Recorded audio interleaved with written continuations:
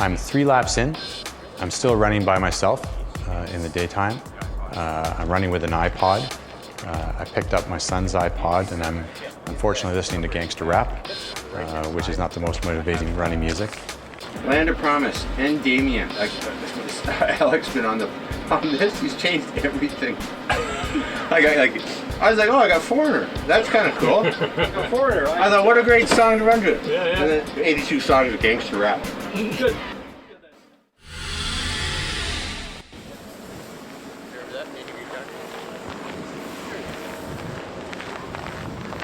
Just crashed in 3 hours, actually. Yeah. And? How's it going? Not too bad. Not too bad so far. Just taking my time. A long way to go still. It's 10 a.m.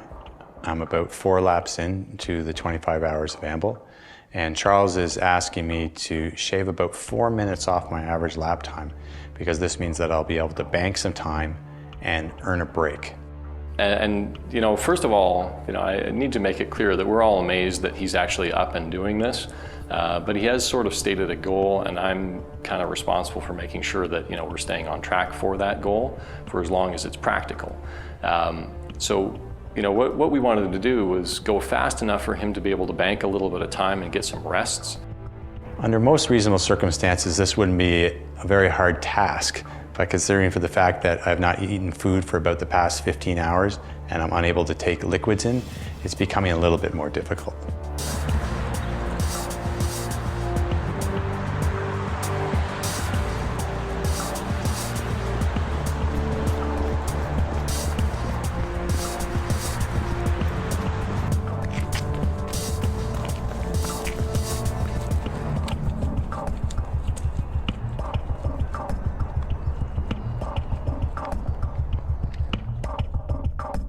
So for the first 25K, he's moving about 15 minutes a lap faster than I think he should be. So he's banking up a lot of rest time, but I can't imagine that, that this is not taking a toll on his body, especially considering he hasn't had any food yet. So we're gonna ask him to do a walk lap now.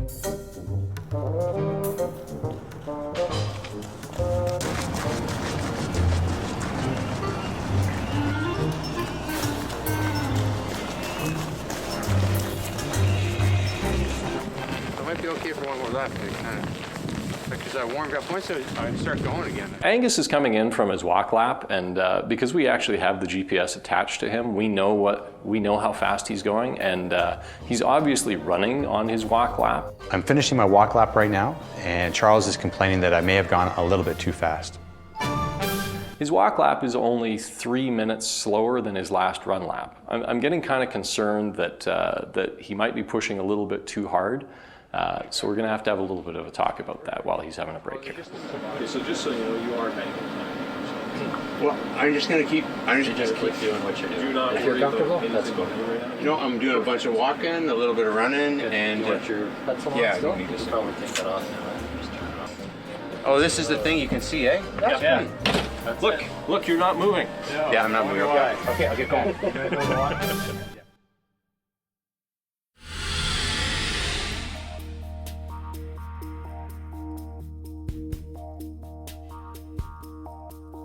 It's about 12:30 right now, and now I'm starting to have some company along the route.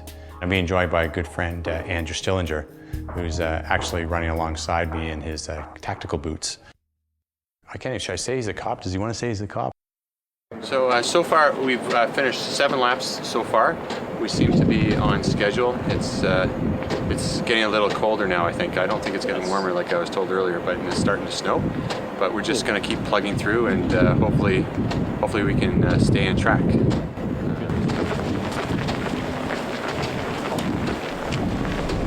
Being the event director, you get to know a lot about the purpose and the cause of something like this, and this cause is for the food bank, and it's close to Angus's heart. It's close to mine. It's a great charity to support, especially this time of year.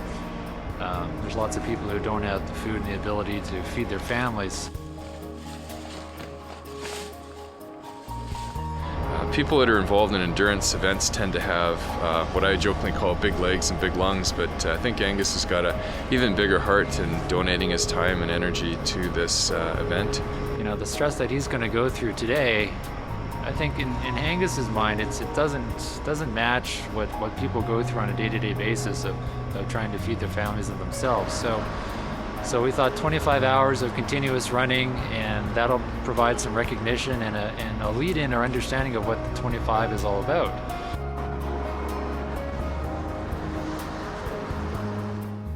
In terms of the way that the day is going today, we had a little bit of worries up front with Angus's health earlier this morning. Wasn't feeling that good, but he got out on the course. Everything seemed to be going well. He's lapping a little bit faster than we'd anticipated, but he's also taking some breaks at the end of each lap to make sure he's getting rested and fueled up. So in general, we're on course. We're sort of running to the plan that lines up to where his goal is for the event. And we're still pretty hopeful.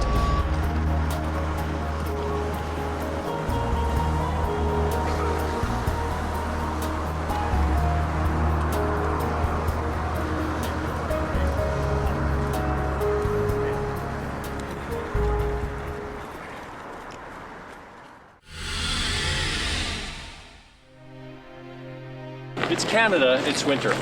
It's supposed to be this way. The sort of late afternoon, evening support has kind of arrived now. Capri Wall is on the site now, and she's spending some time with Angus out on the course. She's going to actually be really good to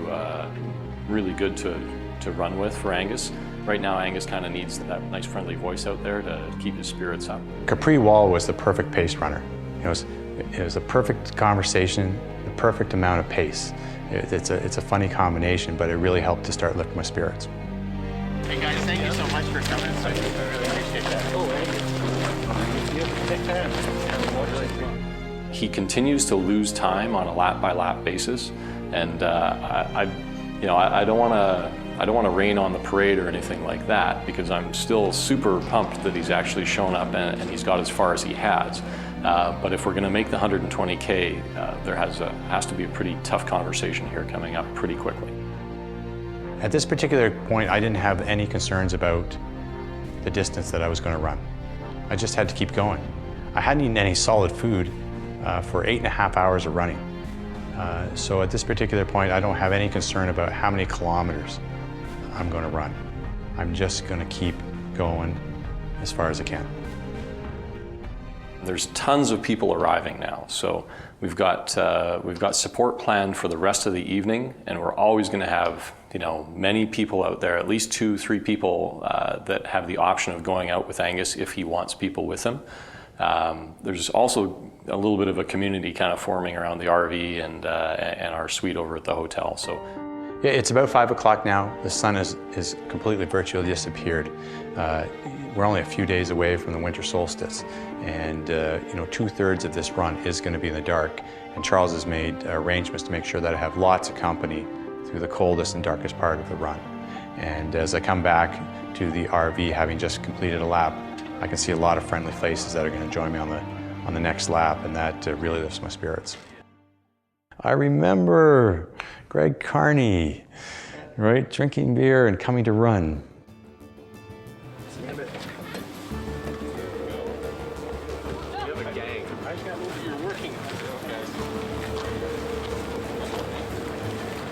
This next lap is supposed to be a walking lap, and my volunteers are equipped with walking shoes and walking jackets and toques and gloves, and I'm prepared to walk as well for this lap. But we come across Gord Hobbins, who owns Gord's running store, and suddenly it sort of sparks my energy, and I feel like running, and I'm going to start running. And unfortunately, this is not a good situation for the other support runners that are with me, as they are not equipped, and we slowly start to string them out the back. So we ran most of the tail end of that lap that was supposed to be a walking lap. So a couple times we had to sort of stop and wait for his walking crew to catch back up with us, and one of his helpers was piggybacking one of the younger participants who was out there to help Angus during the lap.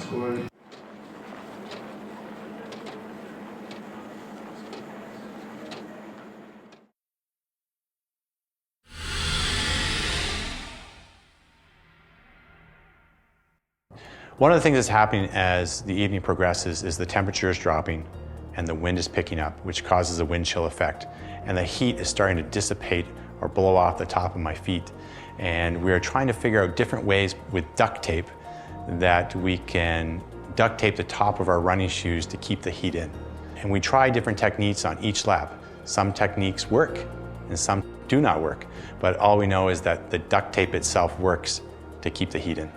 They're duct taping their shoes right now to try and prevent the well-ventilated shoes from, well, venting their feet. So we'll have to see how that goes.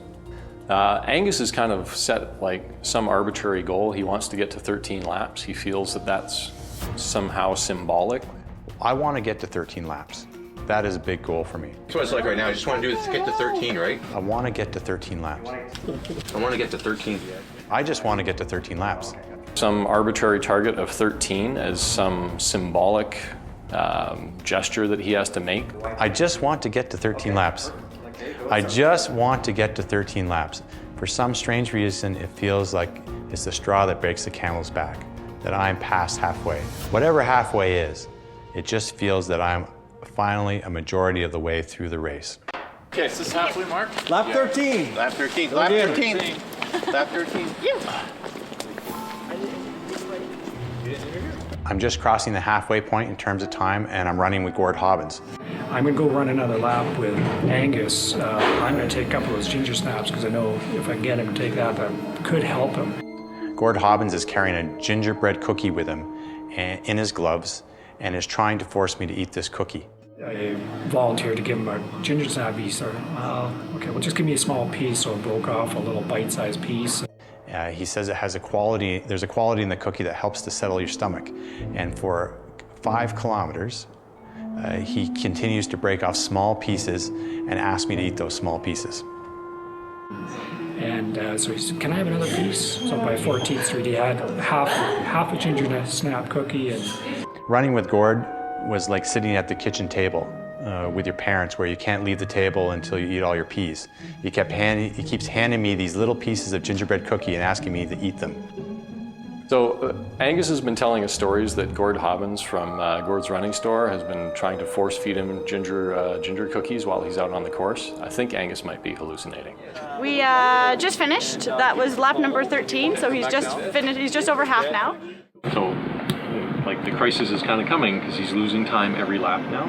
And, like, the brakes are getting bigger, and you know it's okay to have the big brake if you're going fast, but he's slowing down and the brakes are increasing, and he hasn't eaten. No, I'm tired. well, I know he's looking a little rough around the edges. My gut feeling was some runners just have to stop for their own sort of comfort level and things like that.